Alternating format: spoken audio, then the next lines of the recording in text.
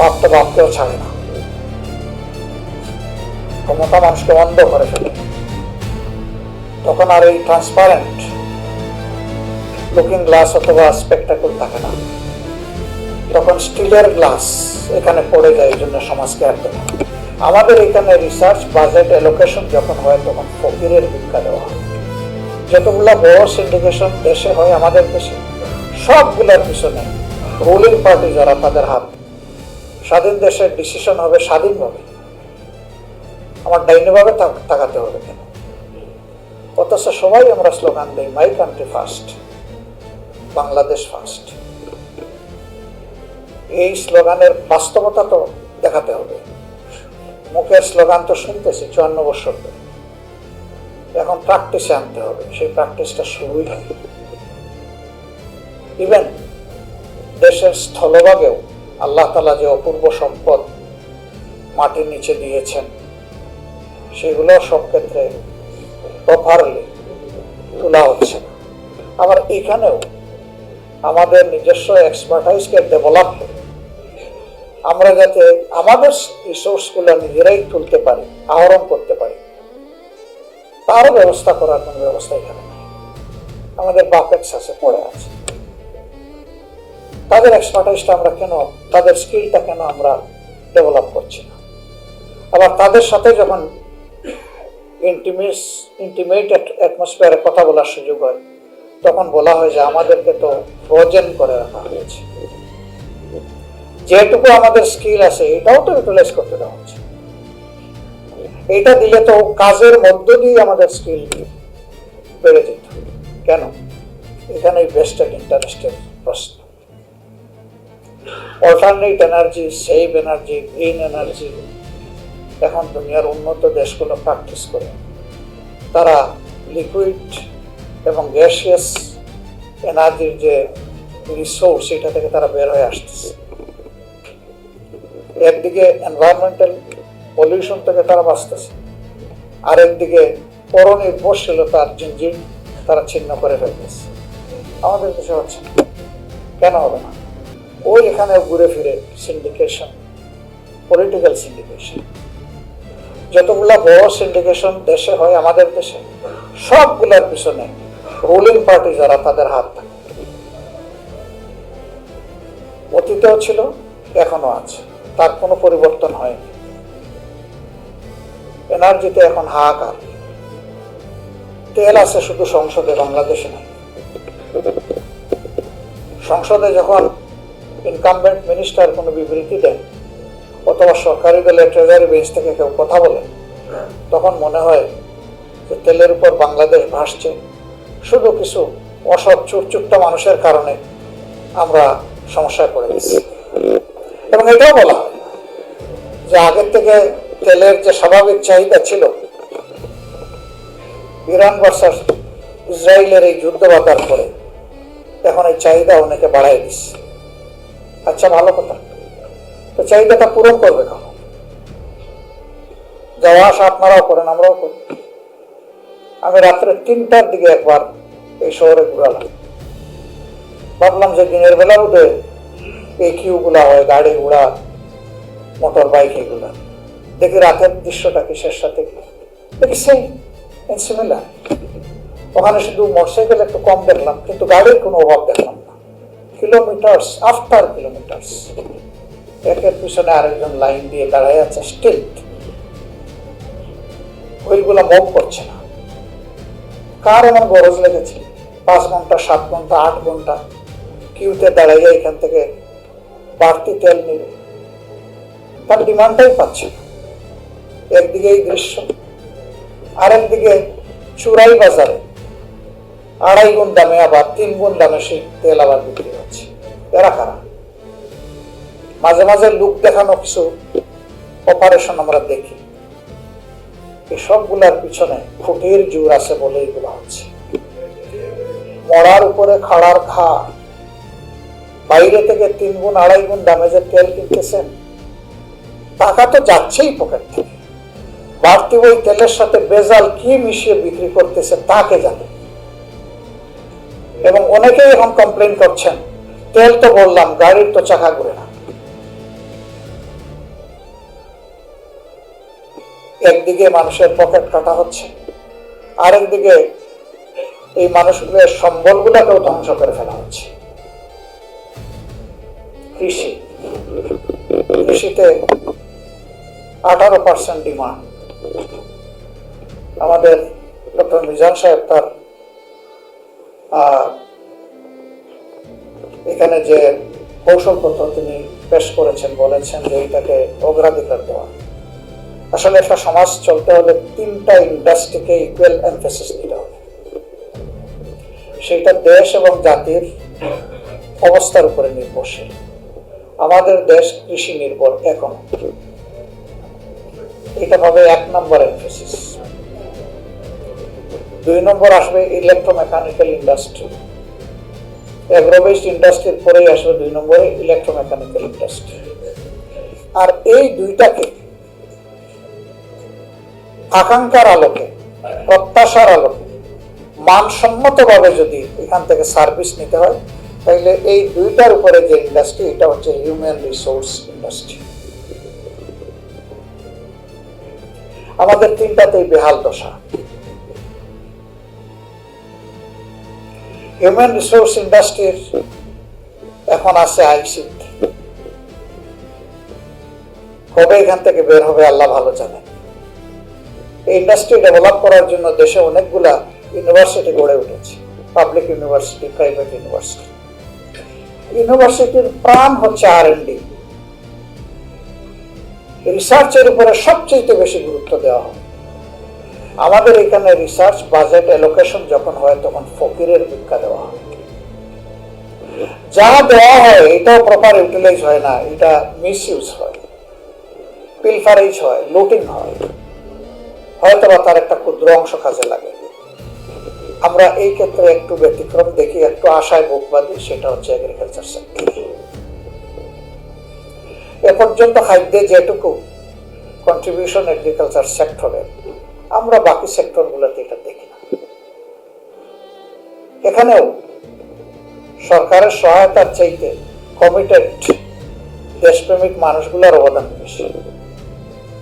এই জায়গায় যদি তাদেরকে প্রপার ইনসেন্টিভ দেওয়া হতো, তাহলে আমরা আরো অনেক এগিয়ে যেতাম। খাদ্য সম্পূর্ণতা মানে আমি সংজ্ঞাটা বুঝি না। খাদ্য মানে কি শুধু চাল? খাদ্যের অনেক উপাদান আছে না? সেই উপাদানগুলোর কতটুকু আমরা বাংলাদেশে নিজেরা প্রডিউস করতে পারি? আমাদের কতটুকু? আমি তো দেখি যে আমাদের পুরা বেলিটাই আমরা বন্ধক দিয়ে রেখেছি বিদেশের হাতে। চালেও আমরা স্বয়ং সম্পূর্ণ না। মাঝে মাঝে আমরা গাল ভরা বলি শুনি, আমার আমলে, অমুকের আমলে, তমুকের আমলে আমরা খাদ্যে স্বয়ং সম্পূর্ণ ছিলাম। এগুলা সব ফাঁকা বলি, লাভ টু দ্য পিপল, মানুষকে ধোঁকা দেওয়া এগুলো বলে। এই চালও আমাদেরকে লক্ষ টন বিদেশ থেকে আমদানি করতে হয়। এর সাথে ডাল আছে, পেঁয়াজ আছে, মানে যাবতীয় জিনিস আছে, সবজি আছে। খুব বেশি যদি আমরা বলি, চাল এবং সবজিতে আমাদের মোটামুটি একটা অবস্থান আছে। বাকিটার অবস্থা কি? পুরা গরম মশলার বাজার আমাদের বন্ধ, আমাদের কোন প্রোডাকশন নেই। অথচ বড় বড় বলতেছে খাদ্যে আমরা স্বয়ং সম্পূর্ণ। এটা একটা আনট্রু কমেন্ট। এখন এই খাদ্যে কৃষকরা যারা খাদ্যটা ফলাবে, আল্লাহর আসমান থেকে বৃষ্টি যদি ধরে, আলহামদুলিল্লাহ। তো বৃষ্টি তো সবসময় সব দিনে ঝরে না, কিন্তু ধানের যে গাছগুলা, তাদের তো পানির প্রয়োজন হয়। তো এটা সেচের মাধ্যমে পূরণ করতে হয়। সেচ পাম্প চালাতে গেলেই তো তাকে জ্বালানিতে আসতে হয়। এখন সেই জ্বালানির কেই নিয়ে কৃষক এক পাম্প থেকে আরেক পাম্পে দৌড়াদৌড়ি করতেছে, পাচ্ছে না। এখানেও সিন্ডিকেশন। দেখতেছেন যে জ্বালানি মজুদ আছে, সাইন লাগিয়ে রাখছে, এখানে জ্বালানি নাই, তেল নাই। পরে আবার ধরা পড়ছে এখানে আছে। এই তেলটাই বাইরে বাজারে পাচার করা হচ্ছে, ওখান থেকে বিক্রি হচ্ছে। ওখানে বিক্রি করতে গিয়ে তাকে বাড়তি টাকা গুনতে হচ্ছে। আবার তার পাওয়ার টিলার নষ্ট হওয়ার সম্ভাবনা আছে, পাম্পটাও নষ্ট হয়ে যাবে যদি ভেজাল কিছু ওখানে ঢুকে। এই যদি দুষ্ট চক্র চলতেই থাকে তাহলে বড় মৌসুমের যে খাদ্যের প্রাপ্তিটা আমাদের, যদিও এটা এখন কাটার সময় এসে গেছে, সাফারিং যাহবার হয়ে গেছে, কিন্তু এরপরে আউশেও যদি এটা কন্টিনিউ করে, ইতিমধ্যেই বিশ্ব খাদ্য সংস্থা থেকে শুরু করে জাতিসংঘ থেকে শুরু করে সবাই ওয়ার্নিং দিচ্ছে, যদি যুদ্ধ এখন থামেও তারপরেও তার প্রভাব কয়েক মাস চলবে, তাহলে সেখানে আমাদের অবস্থা, সেখানে আমাদের অবস্থা হচ্ছে যে আমাদের কোনো বাফার স্টক নেই। যা বলা হচ্ছে এগুলো আমরা মনে করি যে এটা সঠিক না, এটা ওই বিবিএস এর ডাটা। আমি কয়েকদিন একটা ব্যাংকের বোর্ডে বসার সুযোগ পেয়েছিলাম 6 বছর। এই ব্যাংকের সুবাদে অন্যান্য ব্যাংকগুলোর সাথে আমাদের যাতায়াত ছিল। অ্যানুয়াল ব্যালেন্স শিট যখন তৈরি হবে তখন তৎপরতা ব্যাংকগুলোতে বেড়ে যেত, কিভাবে ডিভিডেন্ড আছে এটা শো করা যায়, প্রফিট বাস্তবে নাই কিন্তু এখন জেনারেট করতে হবে কাগজে। এটাকে টপ ড্রেসিং বলা হয়। সেই টপ ড্রেসিং করে ডিভিডেন্ড দেওয়া হতো। কাজের গরু কেতাবে আছে, মাঠে থাকে, এবং ডিভিডেন্ড ডিক্লারেশন করে বলা হতো এটা stock dividend, not cash dividend. Cash থাকলে না ক্যাশ দিবে, তো যদি লাভ হইবে তাহলে ক্যাশ দিতে অসুবিধা কোথায়? আমার লাভের টাকা গেল কই? সেই লাভ তো শেয়ার হোল্ডাররা পাবে। ওই রকম আমাদের গুজামিল দিয়ে সবকিছুই চলছে। এর মধ্যে তো ব্যাংকিং খাত একেবারে লুটে পুটে খেয়ে দিয়ে হজম করে শেষ করে দেওয়ার উপক্রম হয়েছে। এইগুলাকে চেক দেওয়ার জন্য সংসদে গত সরকারের কতগুলা অধ্যাদেশ ছিল, খুবই জরুরি ছিল এগুলা পাশে ট্রান্সপারেন্সির জন্য, বিশেষ করে দুদক কমিশন, স্বাধীন দুদক কমিশন গঠন করা, কিন্তু এটাই ঠেকিয়ে দেওয়া হয়েছে।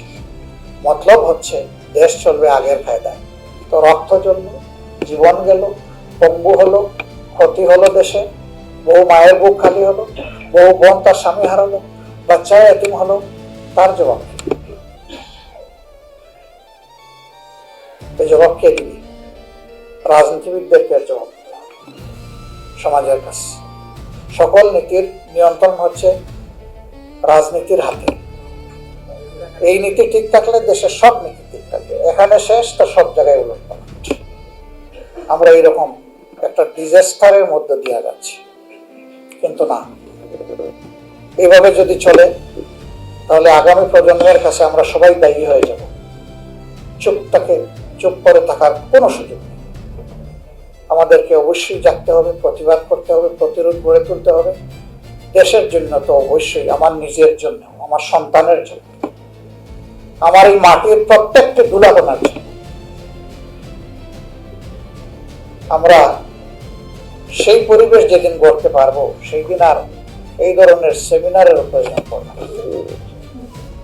সমাজ চলবে একটা নীতিমালার মধ্য দিয়ে। এখন সমাজ চলছে গুজামিলের মধ্য দিয়ে।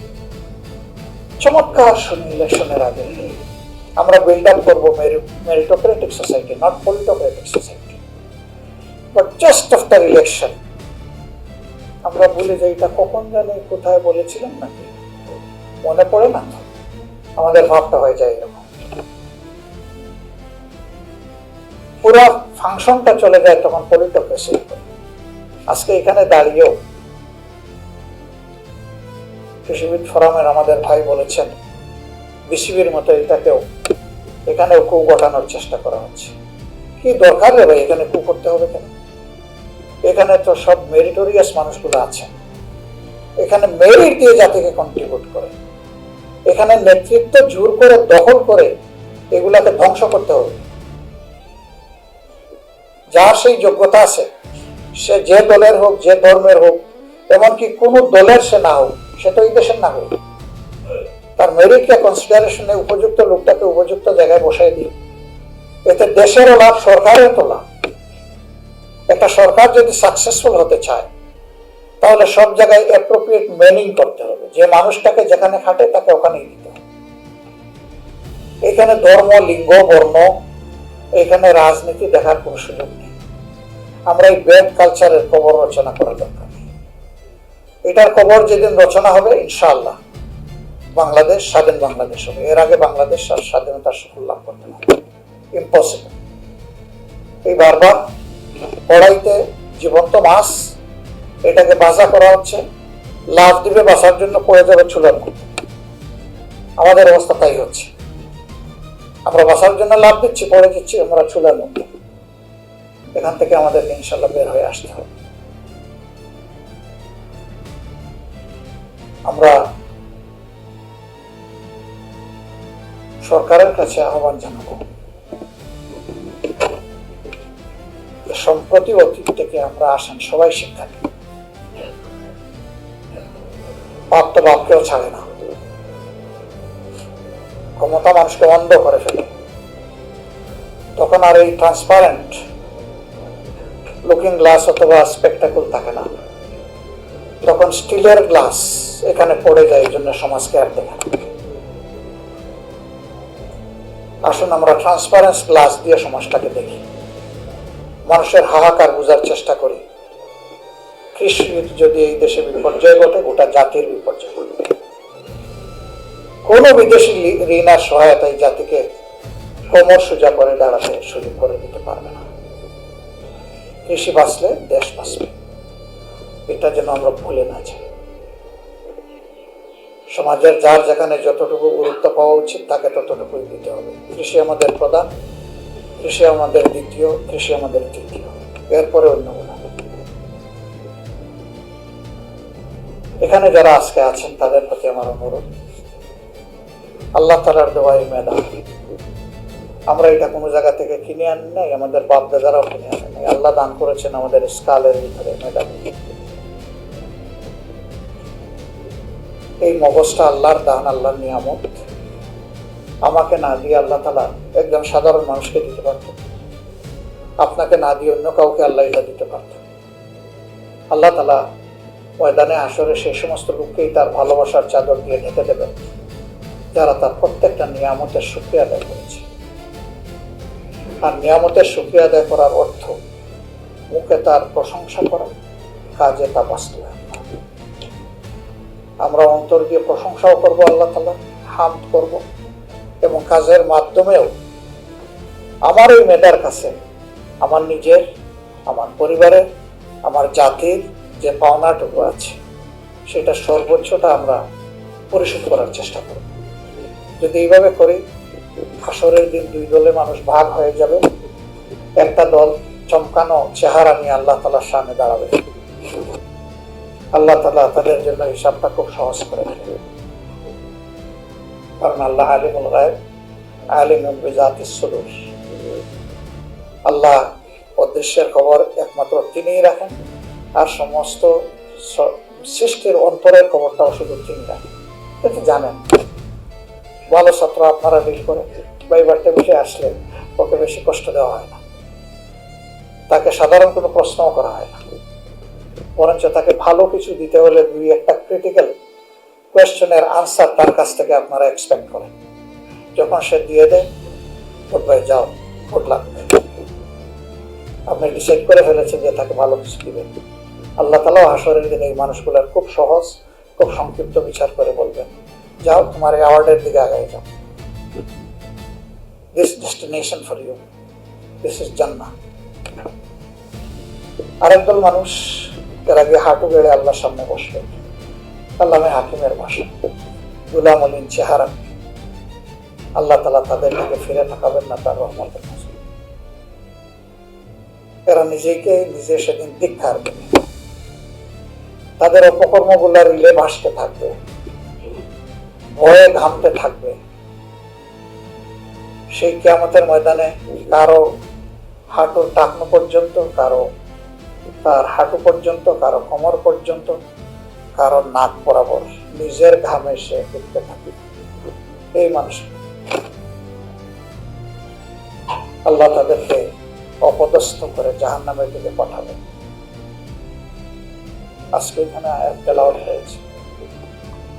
জাহান্নামের পাহারাদার খাজানায়ে জাহান্নাম জিজ্ঞেস করবে, কিরে তোমাদের কাছে আল্লাহর কোনো সতর্ককারী চাই, কোনো কিতাব নাজিল হয়নি? হ্যাঁ দিয়েছি। তোমরা কি করেছো? বলবো যে কাউকে আমরা মিথ্যুক বলেছি আর কাউকে আমরা এড়িয়ে চলেছি। তখন তাদেরকে বলা হবে, যাও দুঃখ এখানেই থাকো চিরকাল, উঠতে থাকো, ফুটন্ত পানি জ্বলন্ত আগুন, এর ভিতরে দৌড়াদৌড়ি চলতে থাকে। আল্লাহ মহাবিপদ থেকে আমাদেরকে রক্ষা করবে। আল্লাহ সেদিন যাকে সম্মান দেবেন সে চিরস্থায়ীভাবে সম্মানিত হবে, আর আল্লাহ সেদিন যার সম্মান কেড়ে নেবেন, the day of final judgement, সেদিন সে চিরদিনের জন্য অপদস্থ হয়ে থাকবে। ইল্লা মা শা আল্লাহ, আল্লাহ যদি অন্য কিছু মনস্থ করেন যে কিছুদিন জাহান্নামে শাস্তি দেওয়ার পরে কাউকে মুক্তি দেবেন, সেটা আল্লাহ, কিন্তু তাকে যেতে হবে সেই ডেস্টিনেশন। তা আমরা আল্লাহর শুকরগুজার বান্দা হই, তাহলে এই দেশটা আলহামদুলিল্লাহ ভালো দেশ হয়ে যাবে ইনশাআল্লাহ। প্রত্যেকটা মানুষ যদি আল্লাহকে ভয় করে, তার দায়িত্ব পালন করে, আল্লাহকে ভালোবেসে তার দায়িত্ব পালন করে, ভয় তামা ও খওফ, আশা এবং ভয়, এই দুটার মধ্যে যদি আমাদের জীবনটা পরিচালিত হয়, আলহামদুলিল্লাহ বাংলাদেশ মুক্তি পেয়েছে। আমি সরকারকে অনুরোধ করব, এই মড ম্যানেজমেন্টটাকে আপনারা স্বচ্ছ করুন, বাফার স্টক অগ্রাধিকার দিয়ে গড়ে তুলুন। মিনিমাম 60 থেকে 90 দিনের মজুদ আমাদেরকে রক্ষা করতে হবে, এবং সিন্ডিকেশন ভেঙে দিয়ে অল্টারনেট এনার্জি জেনারেশনের কাজটাকে শর্ট, মিড টার্ম এবং লং টার্ম স্ট্র্যাটেজি নিয়ে বিল্ড আপ করুন। তাহলে জাতি শ্রদ্ধার সাথে আপনাদেরকে স্মরণ করবে, আমরা সবাই শহীদ। কিন্তু একই সিন্ডিকেশনের পথে, ধ্বংসের পথে, ফ্যাসিজমের পথে, গায়ের জোরের পথে যদি হাঁটা হয়, তাহলে আমাদের কমিটমেন্ট হচ্ছে আল্লাহর দেওয়া তামাম শক্তি দিয়ে আমরা পথে বাধা হয়ে দাঁড়াবো ইনশাআল্লাহ, এবং এই গতি ফিরিয়ে দেবো ইনশাআল্লাহ। আপনারা সবাই ভালো থাকবেন। আজকের এই আয়োজন সফল হোক, জাতির জন্য কল্যাণকর হোক।